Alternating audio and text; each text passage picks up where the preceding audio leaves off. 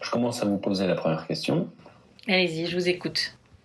Pour commencer, qu'est-ce que la résilience? Alors pour moi, la résilience, c'est la capacité qu'a le vivant à rebondir d'un traumatisme, d'une crise, d'être complètement au bord de mourir, quoi, en fait. On est au bord de la catastrophe et on a une capacité, on a une force de vie qui nous permet de rebondir et de nous recomposer. Et concernant les différents cas qu'on a pu connaître pendant le confinement, donc que ce soit de la perte de proches de manière plus solennelle jusqu'au fait d'être confiné en famille dans de petits espaces, par exemple, comment est-ce qu'on peut favoriser la résilience chez les personnes blessées ou traumatisées, quel que soit le degré? Alors, quand vous dites qu'est-ce qu'on peut faire, ça veut dire déjà que cette personne-là ne sera pas seule. C'est-à-dire que même si on est traumatisé ou autre, quel lien on peut avoir avec les autres qui vont nous permettre, par cette qualité de lien, d'aller rechercher nos ressources. Et cette présence de l'autre va permettre au minimum une écoute, une prise en considération de la tristesse, de la lourdeur. C'est ce qu'on a fait pendant le confinement. Pendant 2 mois, on a créé des ateliers quotidiens pour soutenir les gens. Et en fait, quand vous dites qu'est-ce qu'on peut faire, tout dépend si l'individu est seul ou s'il est en lien. Donc s'il est en lien, c'est une ressource supplémentaire puisqu'il y a vraiment cette possibilité d'exprimer la difficulté, de pouvoir parler des limites. Moi, j'ai entendu parler des angoisses, des craintes, des tristesses, des peurs de pas voir d'issue. Et donc, rien que ça, rien que le fait de pouvoir déposer cette parole, ça change tout. Parce que ça permet d'aller, par le questionnement, d'aller chercher ce qui est sous-jacent à ces peurs, etc.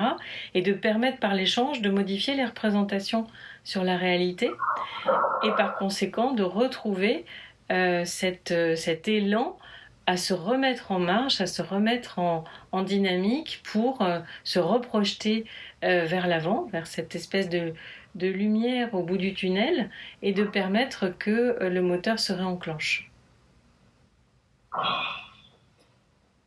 Et est-ce qu'on peut dire qu'il y a une part innée dans le fait d'être plus ou moins résilient, ou ça dépend vraiment juste de nos expériences personnelles? Alors, on pourrait imaginer qu'il y a de l'inné. De l'inné, c'est la force du vivant, donc elle est pour nous tous. La question, c'est que selon nos personnalités, on est plus ou moins enclin vers l'action, plus ou moins euh, en capacité de rebondir dans des situations difficiles, et donc effectivement les conditions vont être déterminantes. C'est-à-dire, est-ce que on a été éduqué dans un milieu plutôt anxieux, ou au contraire un milieu qui sait déjà lui-même rebondir. Donc c'est quelque chose qui s'acquiert vraiment. C'est-à-dire qu'on peut vraiment dépasser son patrimoine familial, on peut dépasser sa capacité à être pris par telle ou telle émotion. Donc il peut y avoir de l'inné, bien sûr, mais ensuite c'est quelque chose qui s'acquiert vraiment. Donc on peut être assez équivalent après coup, même s'il y a des gens qui ont une capacité spontanée à, à rebondir par l'action, parce que c'est souvent l'action qui permet de sortir d'émotions, de tristesse ou de peur. Donc là, on est un petit peu inégaux, mais ça s'entraîne, et ça s'entraîne pour les personnes qui ne sont pas là-dedans, comme je vous expliquais avant, juste par une écoute qui va être appropriée et qui va permettre de relancer le moteur. Et ceux qui ont cette petite facilité à la base, ou plus précisément, ça viendrait de quoi? Alors si je regarde les différentes personnalités, c'est simplement assez souvent des personnes qui vont être extraverties, c'est-à-dire tournées vers l'extérieur, donc qui ne vont pas être uniquement repliées sur eux-mêmes. Même si on a des personnes qui, en étant introverties, vont avoir cette capacité de résilience aussi, mais ça veut dire avoir la capacité à savoir qu'à l'extérieur il y a de la ressource. Il y a de la ressource en termes de projet, il y a de la ressource en termes de possibilités, il y a de la ressource en termes de personnes. Et celles qui sont plus introverties vont mettre toute leur capacité en elles. Et donc, quand on est fragilisé, c'est d'autant plus difficile. Ça ne veut pas dire que c'est impossible, c'est simplement plus difficile. Donc, il faut une grosse force de caractère intérieure pour aller puiser cette ressource. Et ça, c'est possible si la personne a aussi à développer une intériorité, au sens où à l'intérieur, il n'y a pas que de l'anxiété, mais il y a une force de caractère qui peut être tranquille d'ailleurs, mais une paix, une qualité de connexion avec quelque chose qui est plus large que soi, appelons-le le vivant, et qui fait qu'on sait qu'on est une partie du tout, une partie du vivant, et par conséquent, ça donne cet élan de rejoindre le vivant, même quand il y a une forte dépression, ou une forte tristesse, ou une peur face à une menace. Et quelle qualité ou réflexe, si on peut appeler ça comme ça, développe une personne dite résiliente dans sa vie quotidienne? Alors je dirais que la première chose essentielle, c'est en lien avec ce que j'ai dit juste avant, c'est une confiance.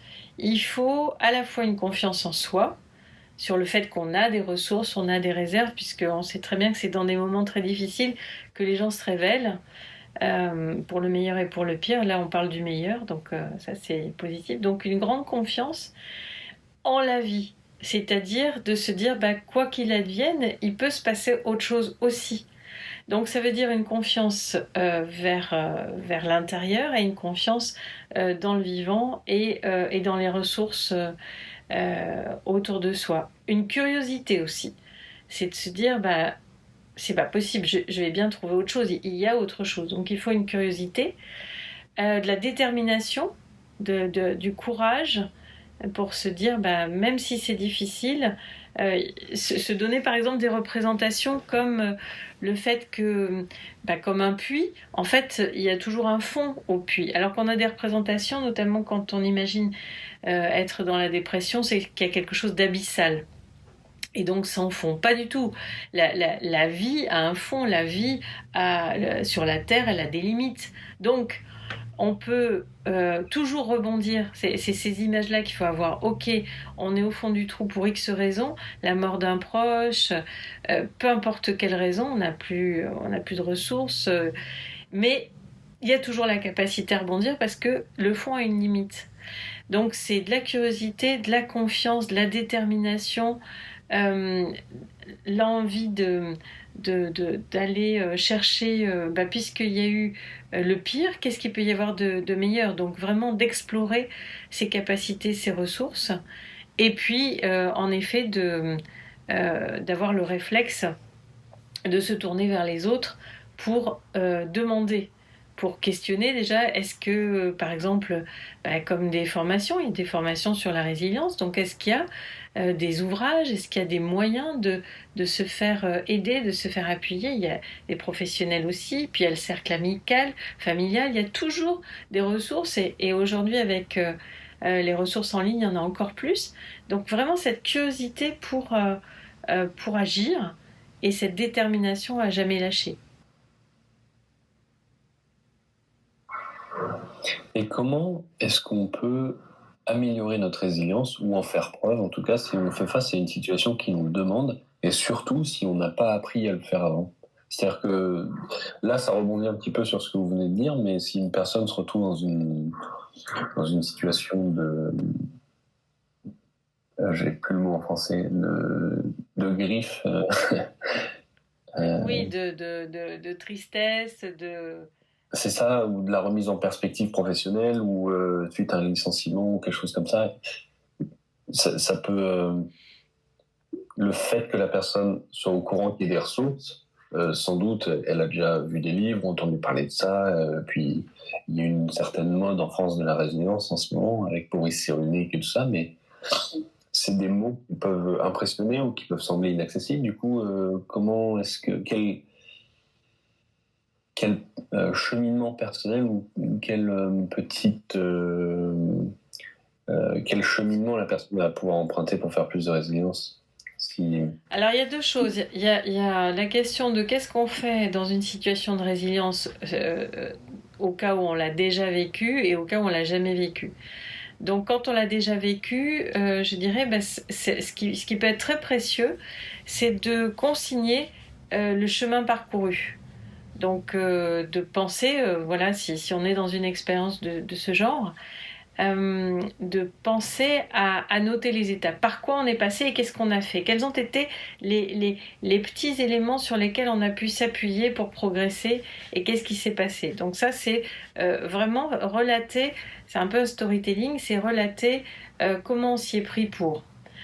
Ça, c'est pour une personne qui l'a déjà vécu, parce qu'on peut avoir plusieurs fois dans sa vie des moments difficiles. Et donc, savoir qu'on a déjà eu cette ressource, c'est très précieux. Pour quelqu'un qui n'a jamais été face à une situation comme ça, comme je disais tout à l'heure, aujourd'hui, en 2020 et avec le confinement, il y a eu une explosion de ressources sur Internet. Donc c'est rare quand même les gens qui n'ont ni accès à Internet ni de téléphone. Je sais que j'ai rencontré quelqu'un pendant le confinement qui m'a dit « Moi, j'ai rien de tout ça ». Donc ça existe toujours avec des gens qui font ce choix délibéré. Mais pour la plupart du temps, les gens ont ces ressources-là. Donc c'est vraiment inciter à ne pas s'enfermer dans un isolement et une non-action, hein, comme pourrait le faire une vraie dépression. Et c'est vraiment au moins se donner les moyens de se connecter tous les jours, de se donner des rituels, de structurer sa journée pour que sa journée reprenne de la structure qui permet du sens. Voilà, qu'est-ce que je fais le matin? Parce que le télétravail a par exemple aussi incité des tas de gens à ne pas s'habiller le matin, à se lever un peu n'importe quoi. Ça c'est mortel, parce que là, on a vraiment une descente aux enfers. Il faut se maintenir une routine de vie, une structure de journée, comme si on allait travailler, comme si on était en interaction avec les autres. C'est prendre soin de soi, rien que de faire ça, et c'est prendre soin de l'autre, en sachant que même si on le rencontre via Meet, Zoom ou autre chose, on a de la qualité, puisqu'on prend soin de soi pour prendre soin de l'autre, pour être dans la relation. Donc, toutes les petites choses du quotidien que l'on va faire en situation de travail ou quand ça va bien sont importantes, parce qu'elles remettent la personne debout, en fait. Elles permettent de se redresser. Voilà, je suis impeccable, je peux m'adresser à l'autre. Et ensuite, d'aller chercher des ressources. Et avec le confinement, il y a eu une explosion de propositions. Il y a des méditations absolument partout, des ateliers qui sont proposés partout. Et comme je vous disais, ça a été le cas là pendant 2 mois, avec des gens qui ont vécu des choses très difficiles. Et on a toute la journée structuré des réponses proposées. Donc il y avait des espaces de parole, des méditations, des lectures, des ateliers de yoga, il y a même eu de la voix, enfin tout ce qui peut apporter à la personne des éléments de ressourcement qui lui facilitent l'analyse de la situation actuelle et la possibilité de rebondir. Donc aujourd'hui, vraiment, c'est possible de ne plus être seul et enfermé dans son errance, dans ses peurs, et donc de trouver des alliés qui vont nous permettre de traverser ce moment délicat. Et puis, il reste évidemment les professionnels qui peuvent vraiment apporter l'écoute adaptée et aller chercher, comme l'équivalent des bilans de compétences, hein, aller chercher chez l'autre ces ressources qui vont lui permettre de se projeter et de recomposer son moment de vie, que ce soit suite à une perte d'emploi. Une perte d'emploi, en France, c'est vrai que c'est assez mal vécu, tandis que dans les pays anglo-saxons, c'est vécu comme une opportunité. On peut aller faire autre chose autrement.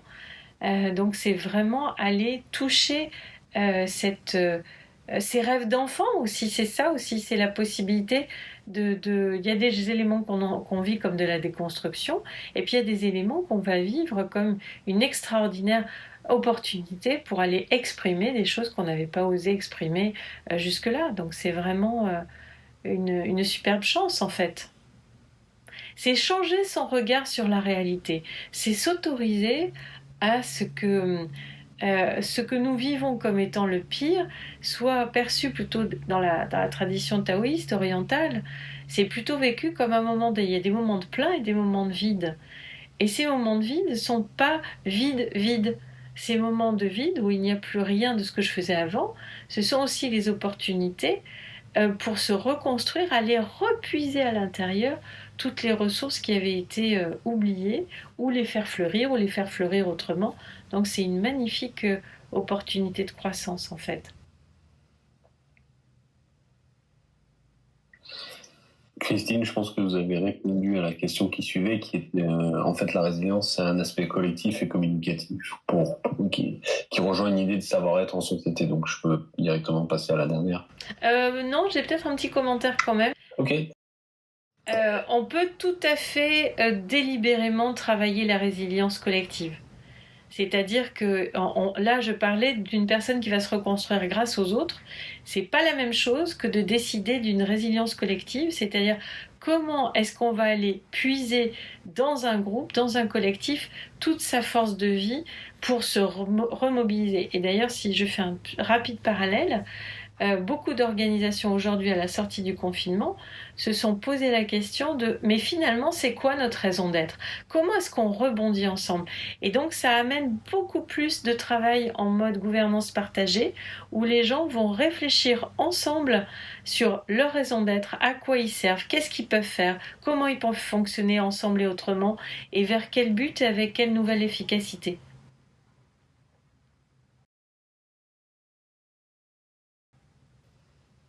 Et pour finir, est-ce que vous avez des conseils ou des pratiques à nous recommander pour commencer à gagner en résilience dès aujourd'hui?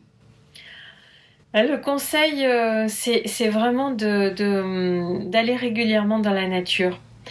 La nature nous soutient, nous sommes un petit morceau de la nature et elle nous soutient et elle est exemplaire. Donc si on va s'en inspirer, d'ailleurs la plupart des gens qui vont marcher dans la nature se retrouvent après en étant bien. Il y a déjà ce sentiment de bien-être et d'apaisement qui est apporté. Donc ça c'est le minimum en situation où on n'est pas confortable. Mais après on peut la regarder et voir comment un arbre à moitié mort va rebondir. Donc, quelles sont ces petites résurgences qui vont pousser?